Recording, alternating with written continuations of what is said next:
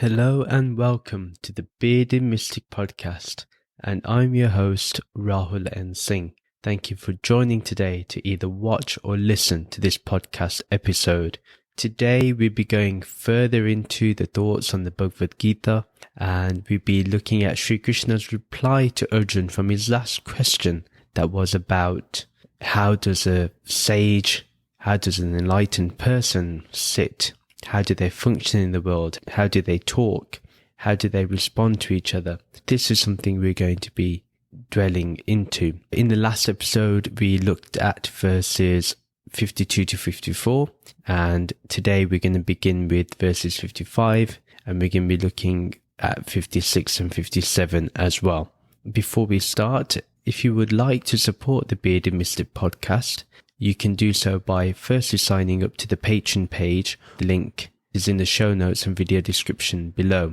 I would also like to announce that there will be a YouTube live session where we'll be dwelling into the non-dual understanding. So it's basically like a call-in show where you can speak with me personally, and you can even be on video or audio. It's up to you. It will be an interactive session, and it will also include a guided meditation. This is available to everyone. So if you are listening to this podcast, I would definitely recommend that you take a look. In order to subscribe to the YouTube channel, I will leave the link in the video description or show notes below. Let's begin with exploring verse 55. Sri Bhagavan replied, "When one is completely unaffected by any material desires resulting from the thoughts of their manas, when their Atma is entirely satisfied simply by being the Atma, then it is said that their self-realization is steady." So we're going to look at the first part of this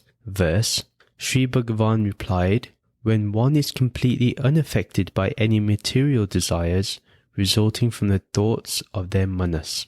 So manas is often mistranslated as only the mind, but actually it's a lot more than that. It contains a bit more.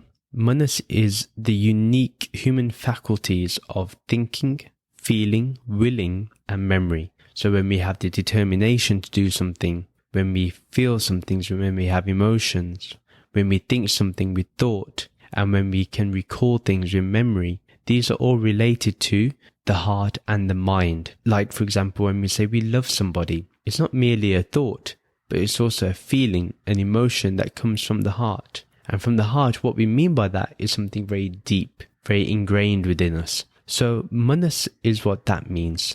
So I like to call it the heart-mind. Let's also remember that all these faculties like thinking, feeling, willing, and memory are with the heart and mind. Let's remember this as we go further into this episode today. Sometimes memories can create feelings that inspire us, or we have conviction, the determination to achieve what must be done. Like it says here, when we have a thought, when we want to achieve something, we go deeply into that. It influences the way we interact with life. Sometimes a memory can be so traumatic that we get stuck in life. We stifle. We become so still that we cannot think about anything. We become so lifeless in a way, so motionless.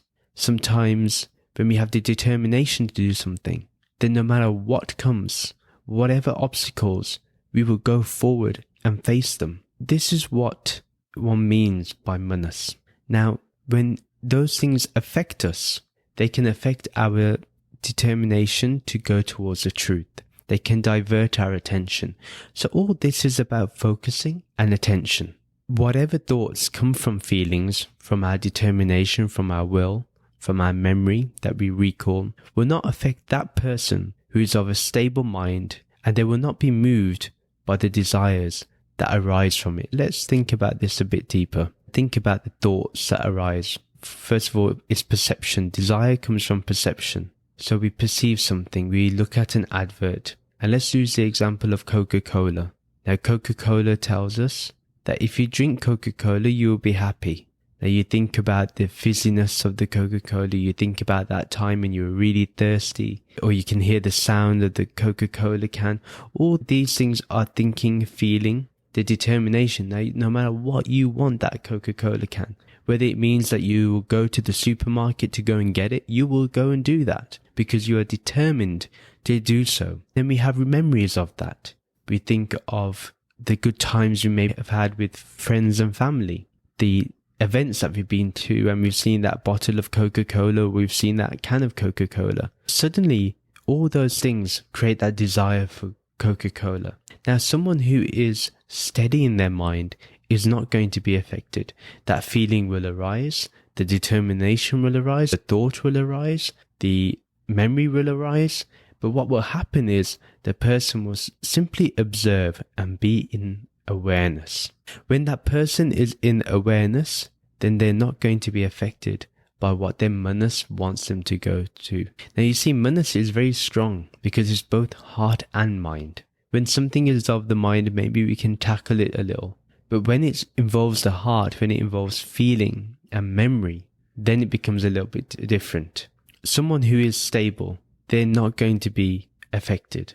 Now, if the thoughts of their manas desire something, that person is not going to be affected. Shri Krishna is talking simply here that when one is completely unaffected by any material desires resulting from the thoughts of their manas, that person is going to be completely unaffected.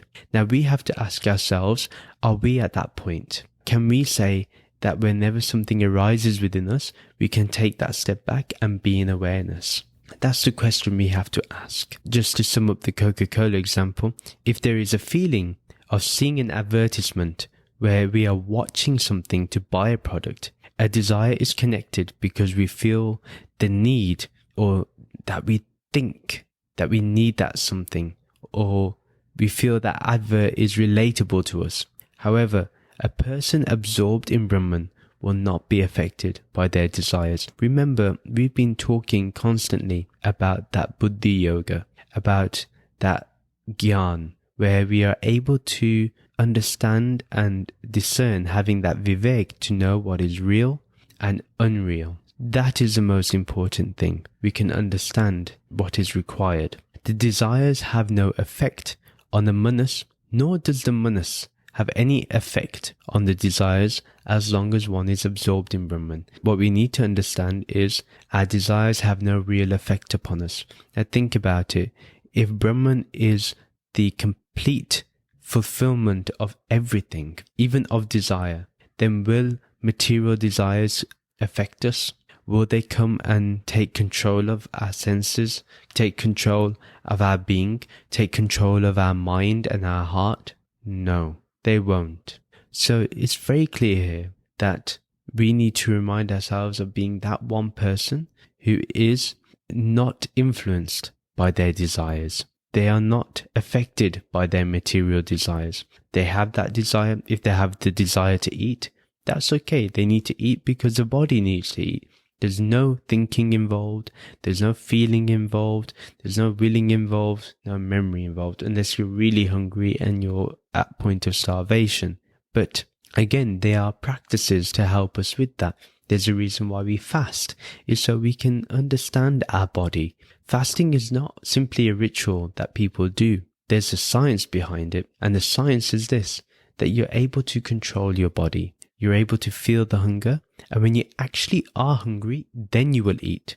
Normally what happens is we think about food and then we think we're hungry. Actually, most likely we are thirsty and we need water. But because our mind is so powerful, because we cannot discern between hunger and thirst, we're eating more. Fasting is that one thing where we're able to actually understand how it feels to be hungry again. So that's important. And I advise, if you want to do something like this, first consult with your doctor. But if you want to fast for, say, 8 hours, 10 hours, 12 hours, over that is up to you. But drink water and drink liquids, drink coffee, drink green tea. You can do that. But what will happen is you'll understand what it's really like to feel hunger. So that's one way where you can be unaffected by material desires. Because if you can get rid of the feeling of hunger and being unaffected by that, then other things like buying things, buying that Gucci bag, that Louis Vuitton bag, or that Louis Vuitton jeans or top, or any other top brand, All those things are material desires. What are they going to do for you? Yes, you may look good, you may look nice, but for whom? If you're looking good for your partner, for your spouse, that's one thing. That's important. You're going to a wedding, you need good clothes. Fair enough. But it has a purpose. You're not affected by it. It's not like, oh, I have to look good, and then if I look good, then people will look at me. Then feeling is involved. Then there's a determination of a particular result. This is why it's really important that we become unaffected by material desires. Buy anything you want, but don't think that it's going to have a result. That's the best way to see it. Let's go to the next line of that verse. When their Atma is entirely satisfied simply by being the Atma, then it is said that their self-realization is steady. This is a very important line, and we're going to go into the context of the whole verse later. But when one has this non-dual realization and remains as Brahman, and one is thoroughly happy being Brahman, then one is established in their self-realization. Let's think about this. When their Atma is entirely satisfied, entirely, completely, yet not one iota of you is dissatisfied by being the Atma. You purely enjoy being the Atma. Why?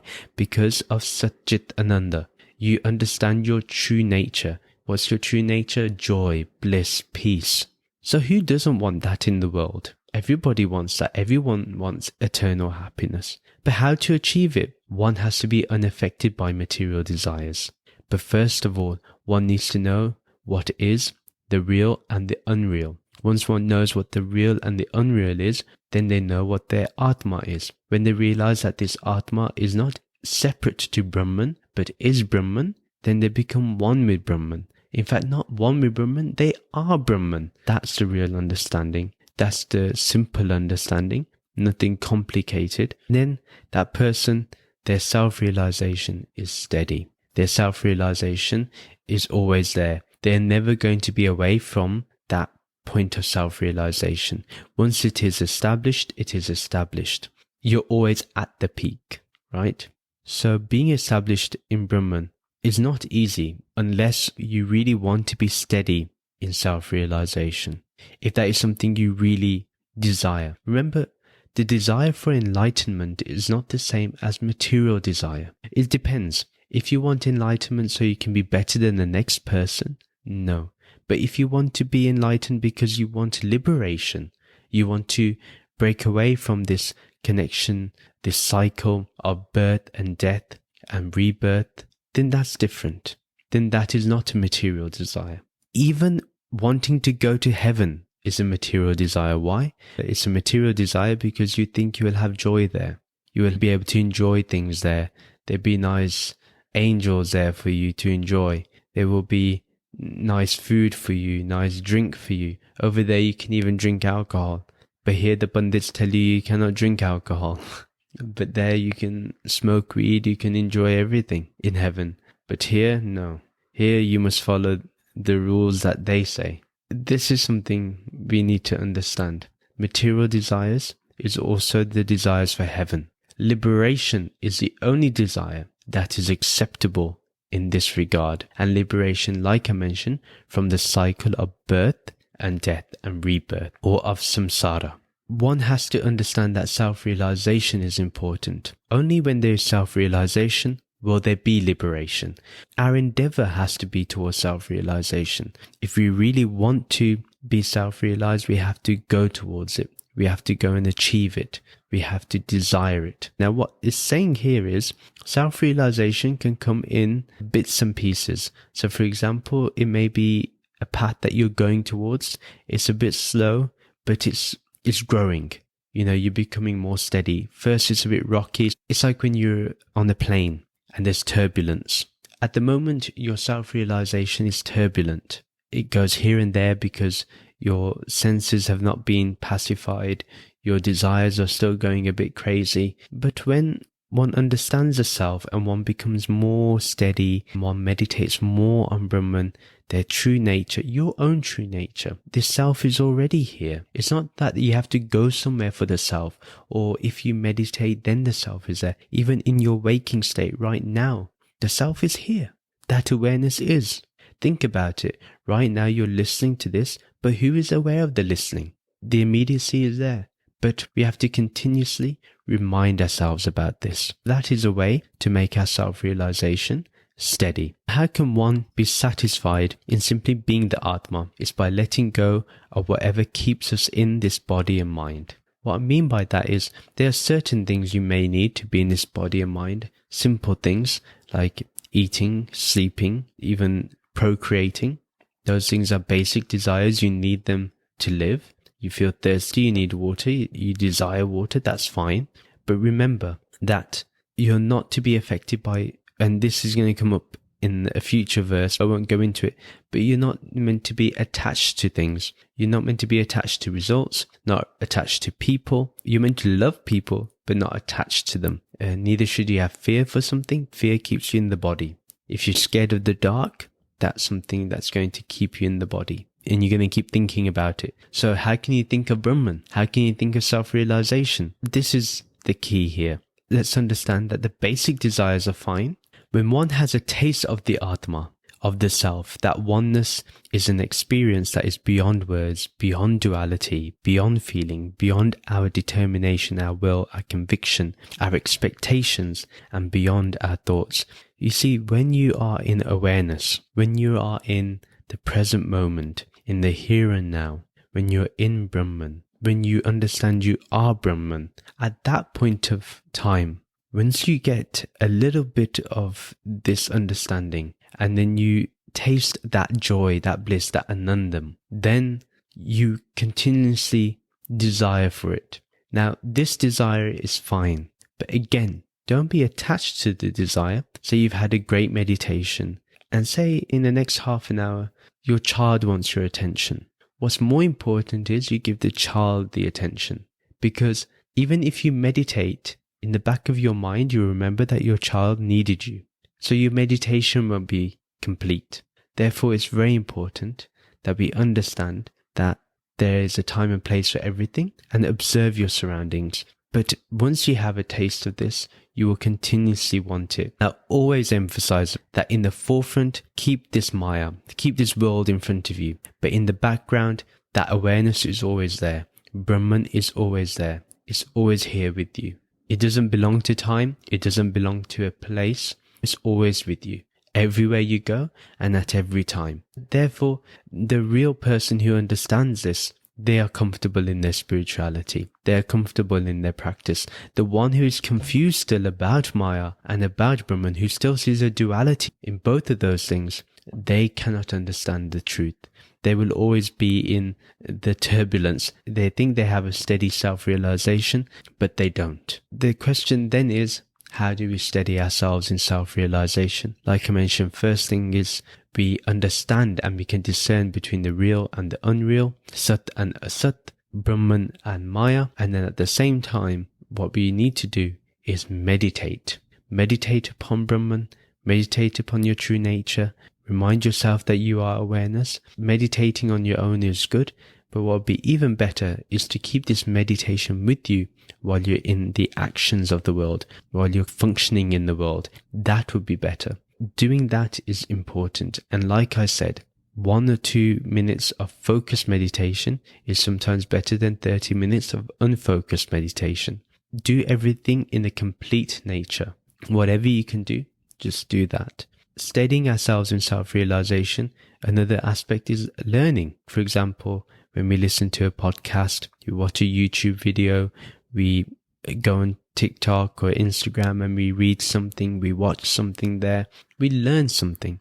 That also steadies our wisdom, solidifies our wisdom, grounds our wisdom, and at the same time, our manas is calm because we are constantly feeding it information so it can keep going back to that awareness, back to Brahman, back to that non-dual state. Like I mentioned in the YouTube live that is coming up, we'll be looking at how we can deepen our non-dual understanding. And this is one way. When you attend things like that, you can steady yourself in your self-realization. It's not like you're not self-realized. You are self-realized, but we may not know it. Our mind is still veiling that understanding. When we understand that actually self-realization is our natural state, it's who we are We don't have to become anything. We are it. This is the understanding of self-realization. Let's look at the context of the whole verse. Once we're able to observe our desires, rest in our awareness, our presence, our being, our formless self, then we love being established in the self. It's not about chasing or dropping all desires, but focusing our manas on Brahman, on the ultimate self. Once our self becomes established and it fully relishes and enjoys the experience of being the self, then self-realization becomes steady. It does not fluctuate from one place to another. I want to emphasize that a person who has steadied their self-realization, again for them, the practice is continuous. They do not stop practicing. The practice continues. Verse 56. A person whose manas is not disturbed in times of dukh, pain, who is not controlled by the need for sukh or pleasure or comfort, who has overcome all attachment, fear and anger, and whose focus upon their Atma is always steady, is called a Munni. So a person whose manas is not disturbed in times of dukh, pain or suffering. When our mind is not disturbed in times of pain, what does that mean? So whenever we are in pain, our whole mind becomes focused on it. Our whole mind becomes disturbed. Something is not going our way, we suffer. Something is not happening according to the way we want it, we are suffering. Our health is not good, we are suffering. We're in pain. And what happens is we keep thinking about it. This is what happens when we have that dukh, that pain, that suffering. We are constantly consumed by that. Being in pain is different to being in suffering. Being in pain is simply you have a headache. You recognize it. Okay, you're going to take some painkiller to alleviate that pain. But suffering is this when you keep saying, oh, I have a headache. What am I going to do about it? Why does it always happen to me? Why does it not stop? That is suffering. That is dukh. And that is very hard to come out of. A person of self-realization, they are not disturbed by those things. They recognize they have a pain. It's not like they don't feel pain, or they will not have a stomach ache, or they will not go through any other ailments. Of course they will. They will even feel sad at times. Say if they lose a loved one, they will feel sad. But at the same time, they will remember what they are. They are not then disturbed by that pain. Here, Krishna is telling us about when our heart mind is not disturbed by dukh or pain. So he's guiding us to understand that that person who is established in the self, who completely loves being the Atma, who's complete in that understanding, complete in that awareness, that person is not disturbed in times of dukh or in pain. The time arises for everyone. Here Krishna is making it clear that even a person of self-realization will face times of dukh, but they are not disturbed in that pain. Then the next line in that verse is, who is not controlled by the need for sukh or pleasure. So whenever there is pleasure, we follow it. We are enchanted by it. Yeah, pleasure is there because it gives us a fleeting sense of happiness. We are easily controlled by it, and we are always looking for the next hit, the new dopamine hit. When we're able to control our pleasure, our comfort, then we are not controlled by it. We do not follow it everywhere. We do not go wherever it tells us. We simply can rest in it. Okay, a nice feeling has arisen. That's fine.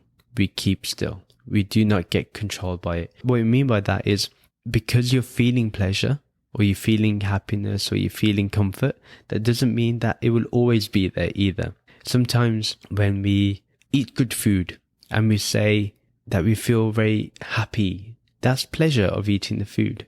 But eventually that food it will become nutrients in the body and will help in the functioning of the body, and eventually will become excrement, it will become waste. The one thing that gave you pleasure has two functions. Therefore, be in the middle. Don't be affected by those pleasures. Something tastes good. Yes, it tastes nice, but it doesn't mean that the next time it will taste nice. For example, I love desserts. You put a whole pie in front of me, I probably could eat it. But the thing is, if I do eat the whole pie, eventually it's going to become sickening. I may have, you have cheesecake at the Cheesecake Factory. One cheesecake is more than enough. But if you have two, that very cheesecake that you were enjoying will become sickening for you. It will make you feel sick. It will make you feel nauseous. Even with pleasure, things of pleasure. It's fleeting, so don't get controlled by it. Enjoy that one piece of cheesecake, that's it.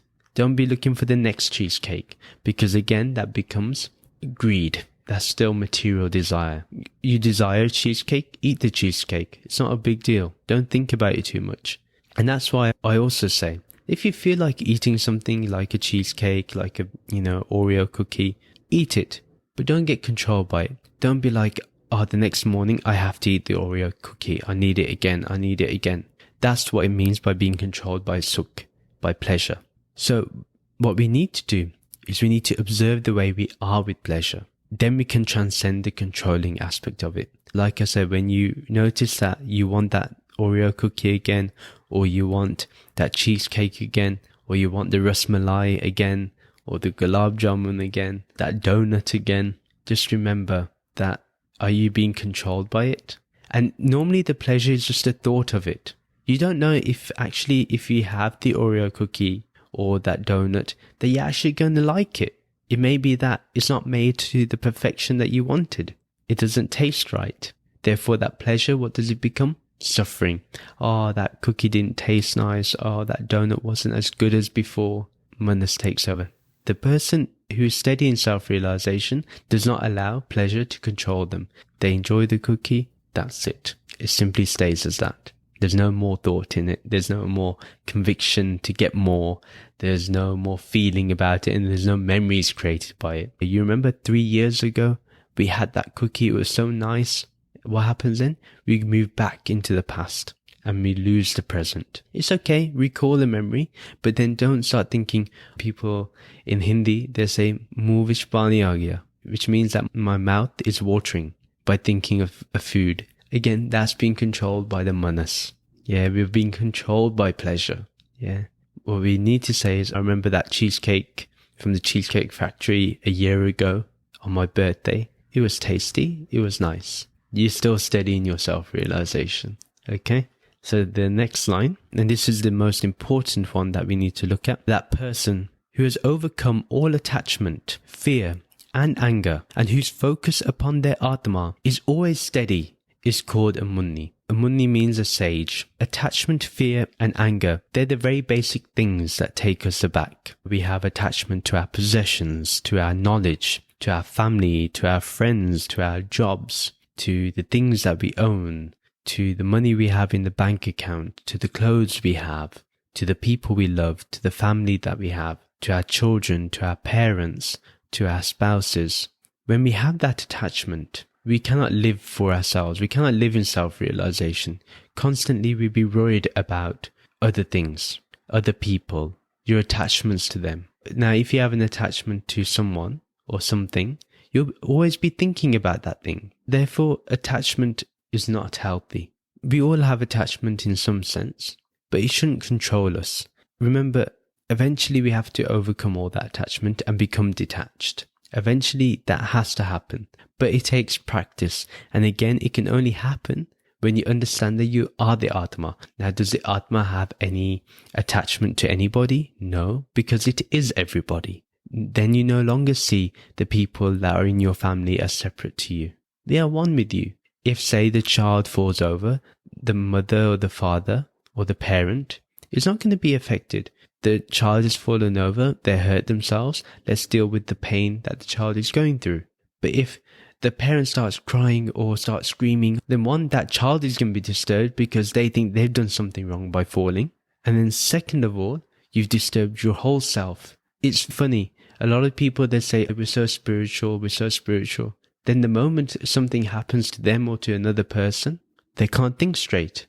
Why? Attachment has taken over. It's important that we transcend our attachments. Then we also have fear. Fear about losing our possessions. Fear comes from attachment. They all interrelate with each other. We fear that we may lose our knowledge. Yeah. People know us for being smart and clever and intelligent. What happens if they realize that I'm not so intelligent? What if my memory starts fading away? That fear. When we fear losing our family and friends. Not every friendship remains. And not every family member will remain with you. Everyone has to leave this world, no matter how much we may try to escape it. But that fear is there for people. People fear losing the ones they love. We fear losing our jobs, our businesses, our profits. All this is based on fear, so we have to overcome that. Embrace the death of people that you love. Embrace the fact that possessions, either they depreciate, they decay over time. Like the clothes that we wear, they do not remain the same as when you bought them. They change. The colors start fading away. Everything is subject to modification that we can see. Therefore, let go of the fear of that change. And remember, in the Bhagavad Gita, we've also learned that nobody dies either. Everybody remains alive. Why? Because they're the Atma. Then we have anger. Like I mentioned, if things aren't going our way, if we're not being listened to, if we're ignored, if we don't get our food on time, if the roti, the chapati is not round enough, if the dal is too salty, if we have the same food every day, we get angry, we get agitated. Anybody that has these things, attachment, fear and anger, they will not be able to steady themselves in self-realization, and nor can they discern between the real and unreal. Therefore, they cannot be the Atma. So it's important that we always remind ourselves that we are this supreme self, we are this Brahman, this ultimate reality, this pure consciousness, this formless. We are this. If we actually look into our own being, we are completely formless. We just see the appearance of matter. That's all. So that person who goes beyond all this, attachment, fear and anger. Again, why is attachment, fear and anger there? Because they're linked with material desires. Remember that. And they're controlled by our sukh, our pleasure. And when we're in pain, it disturbs us. That person, they focus their Atma on the understanding that they are Brahman. And they're constantly established in Brahman. That person is called a Muni. That person is called a Rishi. That person is a sage. That is the recognition. So that person who is neither disturbed by pain or suffering, that person who is not controlled by pleasure and comfort, that person who has overcome all attachment, fear and anger, that person is a sage. That person who enjoys being their true self, who enjoys being in the nature of their true self, who enjoys being awareness at all times, that person is a sage. The sage always has Brahman in the background, in the midst of all activities. At the forefront is Maya, is this world. We enjoy the world, we fully involve ourselves in the world, but in the background is this illuminating Brahman. And Brahman is always illuminating. There's always the light that's there, the light of awareness. It's all about whether we can establish ourselves in this. The context of the whole verse is that, and it's a very simple one, that the person who is firmly established in wisdom, remaining in Brahman, our mind, our heart is not disturbed by pain, not controlled by pleasure, and has overcome and has transcended attachment, fear, and anger. And that person is a sage. And this opportunity, and it's not an opportunity actually, this is available to everybody. We just have to discover it. It's always there. This continuous realization that we are Brahman. Verse 57, one who is immune to desires for all material things, whether pleasing or displeasing, and who neither likes nor dislikes anything, is steady in prajna, the unfluctuating awareness of both the Atma and Brahman. The first line of the verse we'll look into. One who is immune to desire for all material things, whether pleasing or displeasing. Eventually, when we are in oneness, when we are established in Brahman, this pure consciousness, this formless, when we are absorbed in our Atma, then we can be immune to our desire for material things. Then the material things will not affect us. We'll be immune to it. Eventually what happens is the light of the desires becomes dim, and it gets dimmer by the day. The more you remember Brahman, the light of Brahman shines more and more brighter. Therefore, the light of material desires starts going away. That's when you become immune to those material desires. They no longer take over. So being immune to our desire means that they no longer affect us and that we are not swayed by them. Whatever direction our desires want us to go towards, we will ignore that and we will remain in Brahman. We rather stay in our Atma, in our true nature. We rather remain in awareness, because awareness is that true joy, is that true bliss. And desires, whether they're pleasing or displeasing, good or bad, holy or unholy, that rishi is unaffected by them. That sage is not affected by them. Now, remember, desires may please us, they may displease us. For example, not every food that you desire is going to be tasty, therefore it becomes displeasing for you. Those things happen. And it's interesting that Krishna talks about material desires for material things, even displeasing. This means that the mind at some level likes to have displeasure. The reason for this is because then it can control you by giving you desires that do please you. You always are going to be swayed in this between pleasing and displeasing. This is why it's important that one has to become immune to all desire for material things. That way, it doesn't matter what pleases us, it doesn't matter what displeases us. The next line is, and who neither likes nor dislikes anything is steady in prajna, the unfluctuating awareness of both the Atma and Brahman. This is literally about being in balance. It's about being in the middle path. You neither have likes nor dislikes. There are no preferences, nor are there any aversions to things. Everything is occurring. Why? Because you are steady in your prajna. You're steady in that unfluctuating awareness of both the Atma and Brahman. Now this is interesting. Why both the Atma and Brahman? The reason for that is the Atma is your localized understanding that you are awareness, the localized understanding of awareness, and then Brahman is that universal understanding that you are awareness or pure consciousness. Remember that Atma is localized, Brahman is universal. That person who is steady in their prajna, in their awareness, that person is both localized and universal. How do we get to that point where we are steady in prajna? It's by being in wisdom. Wisdom takes us there. Vivek takes us there. So that person who is immune to desires for material things, but they have desires for the truth, and that is fine. That is acceptable. Remember that this is only about desires for material things that Krishna is taking us away from. But what Krishna is bringing forth is that we should desire for at least being in the Atma. In the Atma, we may feel, because it's localized, we may still have a sense of duality. Therefore, at the same time, we need to go towards Brahman, which is that universal understanding. And that universal understanding is, there is only Brahman. Aham Brahmasmi, Tattvamasi, you are this. That person is steady in prajna, in wisdom, because they have that unfluctuating awareness of both the Atma and Brahman, as we discussed. However, this means that the ultimate reality and the personal self has become one. Yeah. Eventually, this is what happens. We also live in the world. We live in Maya.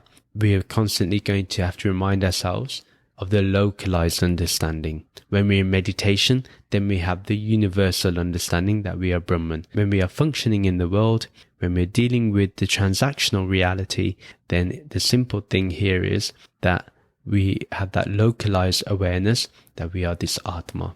Yeah, Brahman is in the background. But in meditation, Brahman is in the forefront, in the foreground. The context of the whole verse is that the person who is immune to material desires, who doesn't care about what pleases them or displeases them, nor do they care about the likes or dislikes in anything, they don't have any preferences or aversions to things. Let me go into this a little bit.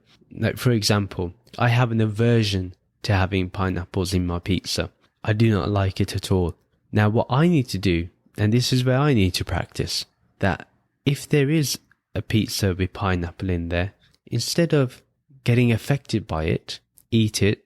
Maybe instead of eating 2 slices, just eat 1 out of respect and move on. Don't let it become dukh. Don't allow it to become suffering. Oh, I had that pizza then, it was so bad. There's pineapple on it. I don't like pineapple on my pizza. So remember that the person in steady wisdom, who is steadied in their wisdom, who is firm in their wisdom, who is complete in their wisdom and complete in their understanding, they are not affected. Remember, steady in prajna. They have that unfluctuating awareness. They are able to unite the Atma and Brahman. If we look at the whole episode today, it's been a lot. It's hard to practice, but we can help each other. This is the reason why we have this podcast. We have a community. is to help each other. So next time when I eat that pineapple pizza, I'm not going to have aversion to it. Yeah.